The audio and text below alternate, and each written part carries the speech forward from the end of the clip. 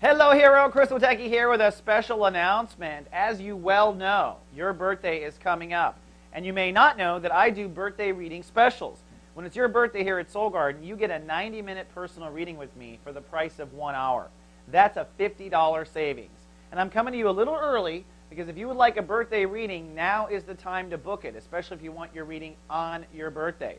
So if you're interested in booking your Aries birthday special, you can come down to livelovebe.tv. You'll get information on a reading. By 1 hour, you get 90 minutes. Or if you have questions, email us at readings@soulgarden.tv. It's going to be a dynamic year for the Aries with money and message. And it's time to get out there and make it happen.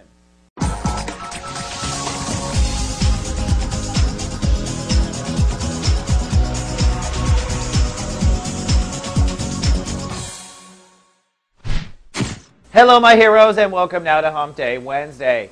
Cloudy, irritable, easily triggered, or maybe randy, easily triggered on a sexual front. The moon is well into Scorpio today.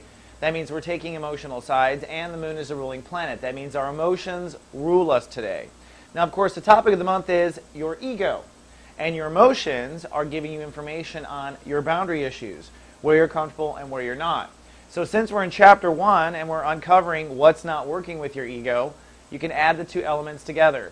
You might be emotionally triggered by a boundary issue today, which will reveal an ego flare-up. That's the irritability, which may reveal some sort of ego response that you may or may not want to continue. Or it could be flipped. You might be really randy and want to connect to someone, and now your ego has to go talk to her or him and talk her or him into the idea of it. Again, where's the boundaries? How do I get into this person? Or how do I get this person naked is what I should say. And what does my ego have to say about it? Am I representing myself or not representing myself? Either way, I think sensitivity around boundaries and ego go together. One thing I do want to point up and remind you, Jupiter and Saturn are in opposition for the next few weeks. It's all going to come to a head.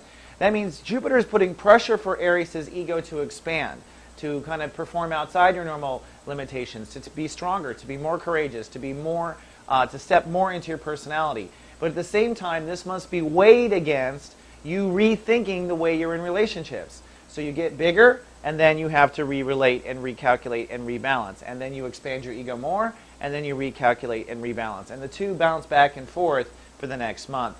And it's Wednesday. We have Skip Jennings, Urban Mystic, going live today. He's doing Chapter 1 of Sun in Aries. And on topic, he's going to talk about ego, personality, and strength, and staying on the optimistic side of the ego fence. See what Skip has to say? He's live everywhere the garden is streaming. Well, Aries, that wraps up today. Tomorrow we go exploring. Until then, live, love, be. Soul Garden.